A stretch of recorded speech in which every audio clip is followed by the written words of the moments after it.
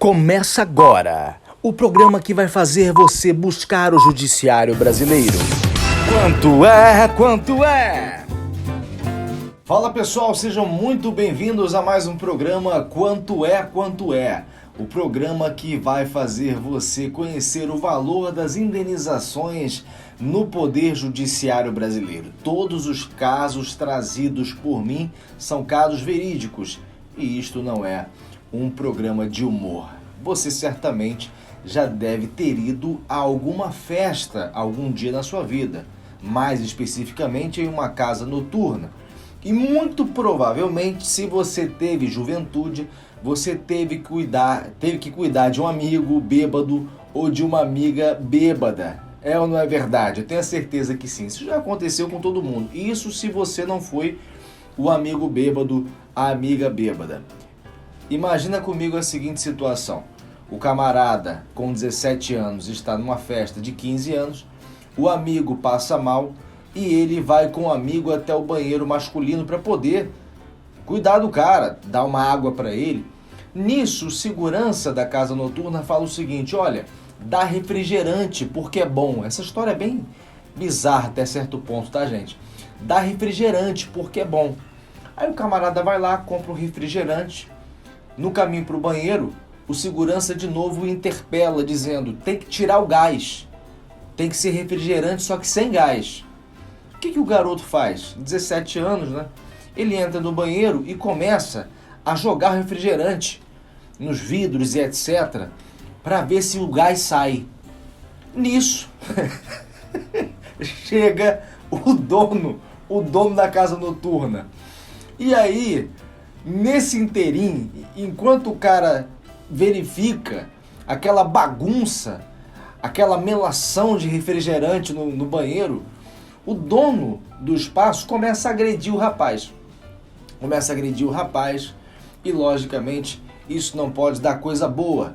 Ele, posteriormente às agressões, busca o Poder Judiciário em busca de uma indenização, principalmente porque com 17 anos ele diz que se sentiu muito humilhado. Ele fala que só estava cuidando de um amigo e, em razão das agressões, ele que à altura ainda frequentava a escola, chegou a ficar 2 semanas sem ir para a aula. Disse também que teve lesões no cotovelo em razão de uma queda, teve que frequentar fisioterapia e, por consequência, ele, representado pelos pais, uma vez que, por ser relativamente incapaz, nesse caso, ele tem mais de 16 anos, ele não teria legitimidade para figurar sozinho no polo ativo, ele ajuiza uma ação, e essa ação é aqui de Santa Catarina, inclusive, um caso que aconteceu em Araranguá no ano de 2012. Ele busca o Poder Judiciário e o Poder Judiciário determina que uma indenização é devida. E aqui nós chegamos ao ponto alto do nosso programa, porque eu quero saber de você quanto é a indenização nesse tipo de caso. Opção A, R$25 mil. Opção B, R$8 mil. Opção C, R$5 mil. Opção D, R$45 mil. Você vai ter um tempo para pensar. E enquanto isso, você já sabe, eu vou abrir aqui a decisão oriunda do nosso Tribunal de Justiça de Santa Catarina. Gente, esse caso tem alguns detalhes bem interessantes. E um deles é o seguinte: primeiro, falando a respeito da defesa. No polo passivo, ou seja, os processados foram a casa de shows e também o proprietário da casa de shows. Se eu ver o nome aqui, eu até vou falar a casa de show, até porque é um processo público, né? A regra é a da publicidade dos processos, tá, gente? A exceção é que é a ocultação de nomes, etc. Em regra, tudo é público. Então, a primeira medida adotada pela defesa foi: olha, a casa de shows não tem que figurar como réu nesse processo. Por quê? Porque houve a locação do espaço para uma família que queria fazer o aniversário de 15 anos de uma determinada menina. E o juiz falou o seguinte: olha, nesse caso específico não. Nananina não. Por quê? Primeiro, o principal responsável pelas agressões é o dono da casa noturna. Ou seja, ele, sendo representante da casa noturna, tanto ele quanto a própria casa tem legitimidade para poder figurar ali no polo passivo. A pessoa que contratou o espaço, embora no contrato exista uma regra responsabilizando-a por qualquer dano que possa ocorrer dentro do evento, nesse caso específico, essa regra é inaplicável, porque não houve qualquer tipo de responsabilidade do dono da festa, da pessoa que contratou a festa, em relação àquilo que aconteceu dentro do banheiro enquanto o rapaz jogava refrigerante nos vidros. Então não tem essa. Quem vai figurar no polo passivo é o dono da casa noturna e a pessoa jurídica da casa noturna. O juiz, aliás, o desembargador, ele foi bem detalhista aqui nesse caso, que aconteceu em 2011, na verdade, né? Foi dia 6 de novembro de 2011, data do meu aniversário, inclusive. Olha isso, rapaz. Eu estava fazendo 21 anos.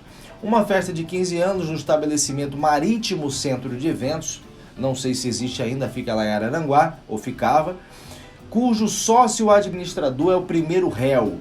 Por volta das 3 da manhã, relatou que um dos seus amigos passou mal pelo excesso de bebida. Isso é o que disse o autor da ação. Para ajudá-lo, buscou um refrigerante e, por orientação de segurança, retirou o gás antes de oferecer a bebida ao amigo.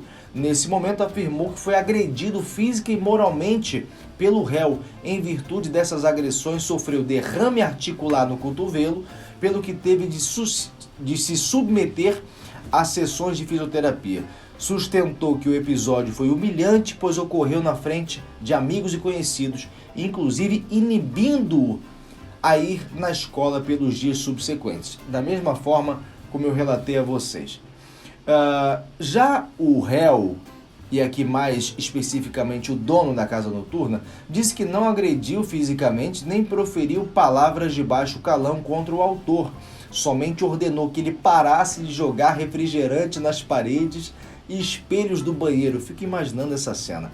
Aduziram que poucos dias antes da festa, o autor estava com o braço engessado, de modo que as lesões demonstradas são provenientes da fratura anterior, sem qualquer relação com a discussão em momento. Ou seja, ele disse: olha, não vem querer atribuir essa lesão no cotovelo a mim não, porque antes ele já estava com essa lesão, estava inclusive com o braço enfaixado. Cidade pequena, fica mais fácil de conhecer os indivíduos daquele local e eles tinham essa informação. Então essas foram as teses aí inicialmente apresentadas pela defesa. O juiz faz uma série de levantamentos, ele fala a respeito das lesões apontadas no exame de corpo delito, né? Fala inclusive que os réus, depois de terem sido condenados no recurso apresentado ao tribunal, que é esse aqui que nós estamos vendo, essa aqui é a decisão advinda dos recursos, eles argumentaram que o exame de corpo de delito não apresenta socos, empurrões, puxões de cabelo, e disse também, novamente, que o derrame articular decorre de uma fratura anterior ao dia do evento. O desembargador sustentou aquilo que eu falei também, né, a respeito da ilegitimidade passiva da ré, que se chama Marítimo Centro de Eventos. O desembargador, inclusive, falou o seguinte: não merece acolhida essa preliminar que foi levantada pela casa de eventos. Ele fala o seguinte: o réu Osmar, é o dono da casa de eventos, é o administrador da Marítimo Centro de Eventos. Este, por sua vez, celebrou o contrato de locação com terceira pessoa responsável pela organização do evento. Minha câmera não está atrapalhando aqui não, né? Vou até tentar diminuir aqui. Deixa eu ver aqui se eu diminuo.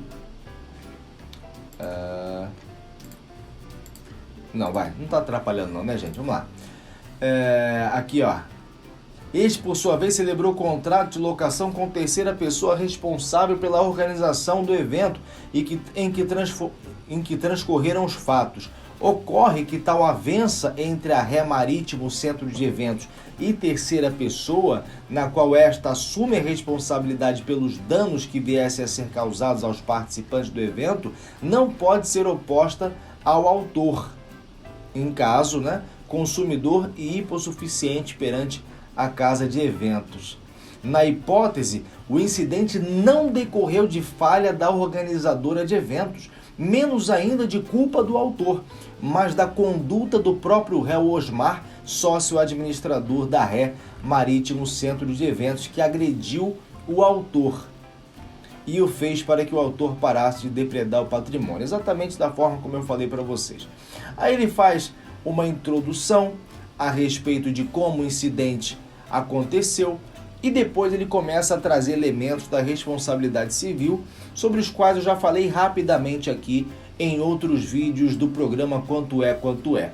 Você precisa, em casos assim, ter um fato, ou seja, uma ação ou omissão, um fato que não seja permitido pelo direito, pelas leis que regem a nossa sociedade, e que esse fato possa ser imputado a alguém. Desse fato tem que decorrer danos e esses danos têm que ter alguma ligação com o ato ou fato praticado. É o chamado nexo de causalidade, como eu já falei para vocês. Ele se referiu aqui à prova documental, especificamente a um boletim de ocorrência que a mãe do rapaz agredido lavrou no dia seguinte ao feito. Ele fala também sobre exame de raio-x, que mostram sinais de derrame articular no cotovelo, e aí ele teve que tomar os conhecidos ibuprofeno, também analgésicos, e aí teve que fazer 10 sessões de fisioterapia, como a gente falou. Ele comenta a respeito dessa controvérsia. Um fala que o derrame no cotovelo aconteceu durante a queda, enquanto estava sendo agredido no banheiro. Já o autor das agressões disse, essa não bota na minha conta não, ele já estava com o braço machucado. E o próprio juiz fala o seguinte, o cenário da contenda não está bem esclarecido. Aí ele começa, depois de observadas as provas documentais, ele começa a se ater em relação à prova testemunhal. E aí ele fala do Edson Francisco, que era encarregado da limpeza, foi o cara que falou do refrigerante sem gás, O responsável é esse cara aqui, na verdade, ele que deu a ideia pro garoto lá de 17 anos. E aí ele confirmou que o rapaz ele estava tentando tirar o gás por orientação dele mesmo, para poder dar para o amigo alcoolizado. Ele falou a respeito do depoimento da mãe do garoto alcoolizado, que é a Maria Aparecida Américo, e falou inclusive que o rapaz que foi agredido realmente ficou sem ir na escola, Mas aí ela fala que ficou sem ir na escola, mas em razão dos comentários maldosos dos colegas, em relação à bebedeira, não em relação a ter apanhado, Falou também sobre o depoimento do Rodrigo Rabelo, que trabalhava no evento, e aí ele fala que viu o rapaz sentado no chão, mas sem se queixar de dor, sem ter sofrido alguma agressão. Falou sobre a mãe, o depoimento da mãe da aniversariante. A mulher só queria promover uma festa de 15 anos para a filha, mas teve que se envolver em toda essa situação, A Vivian Alves da Rocha, ela fala que ficou chateada, inclusive, com todo o ocorrido, pois a confusão deu fim à festa. Coitada da menina também, Tem que ver quem você convida para o seu aniversário, para o aniversário da sua filha, enfim. E aí, novamente, o desembargador fala, olha, os próprios depoimentos também, eles são divergentes. E a prova documental também não consegue elucidar o ocorrido da forma adequada. Mas considerando a prova documental que não é específica, não me permite entender tudo o que aconteceu, considerando que o mesmo ocorre em relação à prova testemunhal, eu não tenho dúvida, pelo menos, de que a reação do dono da casa de festas, a casa de shows, foi desproporcional à gravidade da conduta do rapazinho que estava lá tentando ajudar um amigo, jogando refrigerante nos vidros, né? Afinal, ele comenta aqui, o desembargador, proprietário de estabelecimento voltado à realização de eventos, deveria lidar melhor com os incidentes comuns em qualquer festa, notadamente algo tão banal como um banheiro sujo de refrigerante. Bom, claro que o desembargador fala isso porque não é ele o dono da casa de show, né, também. Não é ele o dono do empreendimento, mas é assim. E aí ele comenta, com 16 anos de idade na época dos fatos, é evidente que uma discussão de tamanha proporção com um senhor de 62 anos tenha lhe intimidado e humilhado além do que tinha maturidade para enfrentar e suportar. O senhor de 62 anos dando um cascudo no garoto, rapaz. Se envolvendo em briga embalada. E aí ele faz todo um apanhado aqui de ideias, de doutrinas, de precedentes, para poder chegar nos finalmente, que é o valor da indenização por danos morais. E aí, vocês já estão vendo aqui, se vocês chutaram o valor de R$8.000, vocês até acertaram, mas acertaram a decisão de primeiro grau, porque aqui no tribunal o valor foi diminuído. O desembargador entendeu que o valor de 8 mil era muito. Então, nesse caso, o valor da indenização é... Fala aí, minha voz! R$5.000! Muito obrigado, minha voz. Exatamente, é o valor de R$5.000. R$5.000. E ele fala o seguinte, o desembargador até comenta, olha... A monta mostra-se adequada também às condições financeiras das partes. O autor, na época, era estagiário e ganhava R$350. Eu já fui estagiário e ganhei R$350, mais ou menos nessa etapa também, 2011, 2010. E os réus, uma casa de eventos com capital social de R$10.000 e seu respectivo sócio administrador, cuja renda pessoal é desconhecida.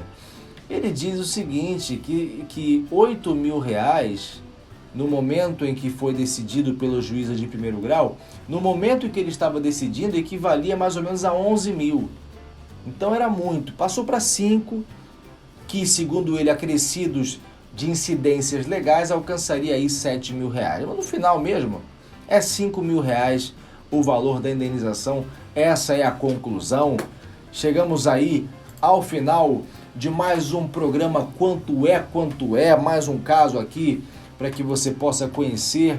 Claro que a depender das situações, os valores podem aumentar ou até diminuir, ou até mesmo sequer ser considerado aí o dever de indenizar. Muito obrigado a você que assistiu mais um programa Quanto é, ficou comigo até aqui. Eu sou Ian Santos, advogado, conte sempre comigo. Até o próximo vídeo.